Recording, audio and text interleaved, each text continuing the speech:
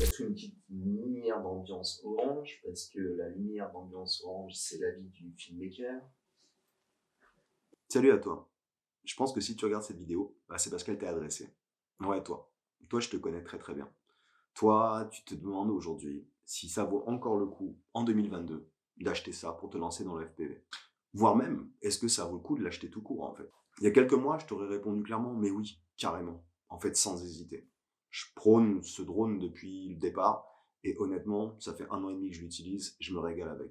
Aujourd'hui, la donne a un petit peu changé, en fait. Parce qu'entre-temps, DJI a sorti l'Avatar, et je pense que si t'es débutant et que t'as jamais touché un drone FPV de ta vie, vaut mieux aller vers ce drone-là. Parce que quoi qu'on en dise, ce drone-là reste fragile, c'est évident.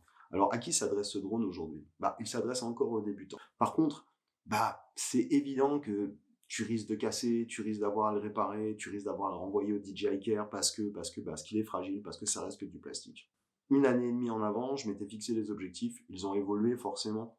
Par contre, je prends toujours énormément de plaisir avec. Je vais même plus loin, n'en déplaise à certains. J'ai eu à essayer du drone FPV classique récemment dans ma bande de potes. Et honnêtement, je prends pas autant de plaisir qu'avec celui-là. Alors oui, je t'entends déjà me dire, mais il est pas parfait ce drone. Mais regarde, il y a plein de mecs qui te disent que ceci, que cela. Mais oui, il est pas parfait, c'est évident. C'est un boudin. C'est un boudin à emmener. Il faut que les conditions soient optimales. Après, il reste le problème de cette caméra et de la stabilisation. Est-ce que tu peux produire quelque chose, même pour le loisir, avec de correct? Ça reste difficile. Dans de bonnes conditions, peut-être. Et si t'es vraiment un as du stick, oui, sûrement. Mais en fait, si tu regardes cette vidéo, c'est que t'en es pas là. Par contre, bien oui, il t'offre tout un tas de facilités que d'autres drones ne t'offriront pas pour débuter. Ça, c'est évident, on reviendra pas dessus.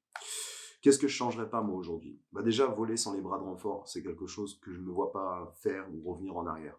Je vous balance tout ça en one shot, j'ai rien écrit, hein, donc si des fois je m'exprime mal, je suis désolé. Je me vois pas les enlever tout simplement parce que ça apporte énormément de stabilité au drone, et c'est vrai que quand tu commences à le piloter au début, tu as l'impression qu'il vibrasse un petit peu, qu'il part dans tous les sens. Je l'ai déjà dit dans d'autres vidéos, ça l'assoit, ça l'appuie, il fonctionne mieux.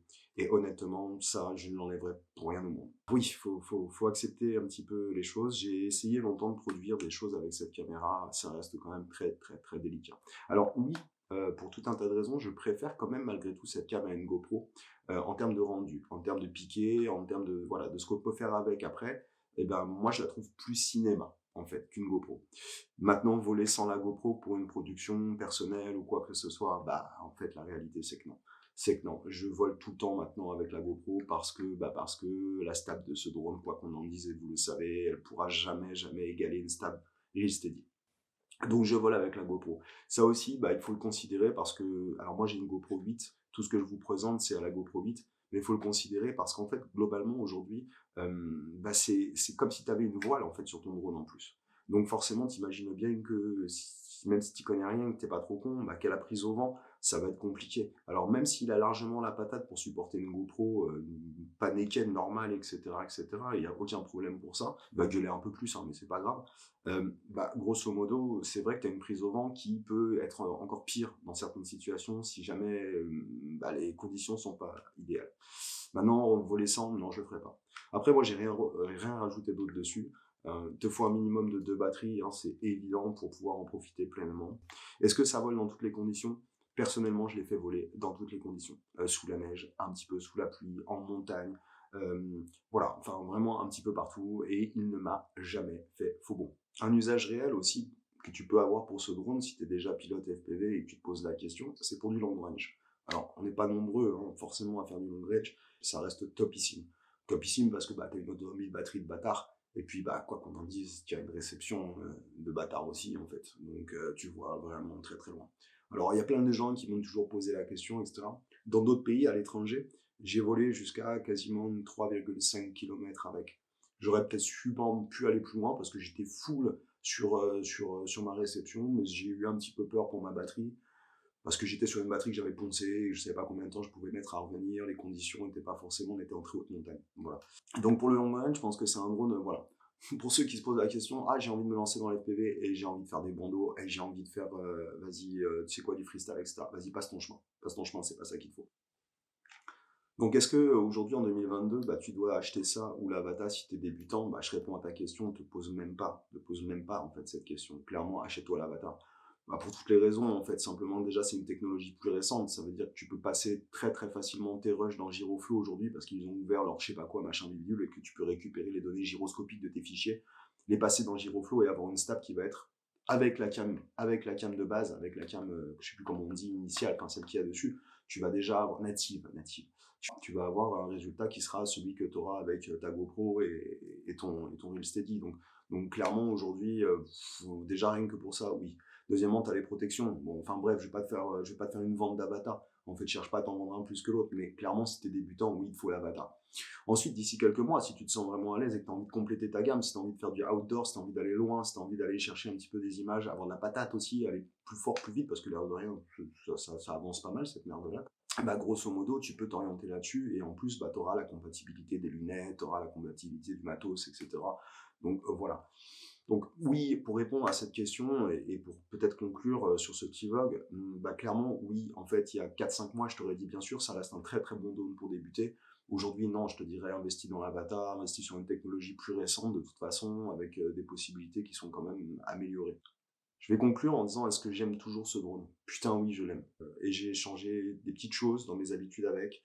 J'ai changé entre-temps mes reds, j'ai changé des petits détails un peu à la con, mais tu vois, la coque de couleur, c'est pas pour rien en fait. Aujourd'hui que je l'ai changé, je la trouvais très moche au départ.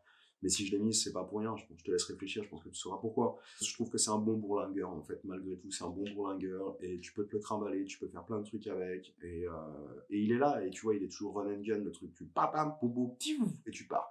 Et combien de fois j'ai arrêté la voiture sur le bord d'un spot, juste vérifier que je pouvais voler, bien évidemment, m'arrêter vite fait, sortir le bordel, mettre le masque, les enfants sont dans la voiture avec ma femme, tu vois, et en fait, je fais mon vol, et je reviens, et j'ai mes images, et j'ai pas tout un bordel à gérer, les batteries, les trucs, les ceci, les cela. Donc, quoi qu'on en dise aujourd'hui, bah, tu es un peu en train de me dire, est-ce que je dois voler avec l'âge de pierre ou non? Bah, si tu veux faire de la race, si tu veux faire du freestyle, ou si tu as le kiff du Lego, moi j'appelle ça le kiff du Lego, c'est-à-dire le kiff du bricolage, etc. Mais bien sûr, va sur un FPV classique, parce que voilà, pour toutes les raisons qu'on vient d'évoquer. Par contre, si tu n'as pas envie de te faire chier, si tu es père de famille, si tu es débutant, si tu es en complément de gamme, et combien j'ai de potes vidéastes qui complètent leur gamme en fait avec, parce que bah, il a son usage. Voilà, il a son usage. Donc pour moi aujourd'hui, bah, clairement, est-ce qu'il a sa place dans le monde du FPV? Mais oui, clairement. Il suffit juste de voir le nombre d'utilisateurs qu'il y a, le nombre d'usagers qui augmente, le nombre de groupes, de sujets qui augmentent dessus. Mais oui, c'est un drone grand public, bien évidemment, de FPV, mais c'est ce que personne n'avait encore jamais fait. Ça restera mon bébé, je le vendrai jamais. Et même si j'achète d'autres drones, et ça arrivera forcément, et l'avatar j'y pense, hein, on va pas se mentir, bah, ce sera toujours un petit chouchou pour moi. Parce que voilà, parce que c'est un mal aimé, et parce que bah, moi j'aime bien les mal aimés, je trouve que c'est plutôt cool voilà, de défendre la veuve et l'orphelin. Moi j'essaie juste de répondre à ta question, toi qui te la poses là maintenant en 2022, est-ce que je dois acheter ce drone ou pas? Je suis débutant, donc voilà, je t'ai répondu le plus simplement possible. Le but de cette chaîne, c'était ça, c'était hyper niché, et je veux rester un petit peu là-dedans. Donc aujourd'hui, si tu te poses la question, est-ce qu'avec ce drone, on peut faire des vidéos sympas? Bah, sans aucune prétention et sans démagogie, je te laisse découvrir ma chaîne de la première vidéo jusqu'à la dernière, et tu te rendras compte de ce qu'on peut ou non faire avec ce drone. Si t'aimes le format vlog, parce que c'est vrai que ça fait quand même très très longtemps que je suis pas revenu, bah dis-le moi en commentaire, like la vidéo, et j'en ferai peut-être d'autres. J'en ferai peut-être d'autres parce que moi j'aime bien aussi. En tout cas, il y en a une qui est prévue très très bientôt avec mon pote Benoît, Parcours Bon Sud, avec lequel j'ai bossé j'ai bossé. Au départ, c'était qu'une journée de plaisir, mais sur Metanoia, dernière vidéo cinématique que je t'invite à découvrir dans la chaîne. Pouf. Et on va aller tourner sur les spots du coin un petit peu, je vais lui faire découvrir 2-3 spots par ici, et on va confronter le JFPV un peu au Stormbreaker, encore une fois, sur différents terrains de jeu. Donc on te retrouve très très bientôt, et si t'as kiffé ce vlog, voilà, abonne-toi. Sur ce, je te souhaite une très bonne journée, et je te dis à très vite, bon vol, à bientôt. Oula, je vais la refaire cette séquence.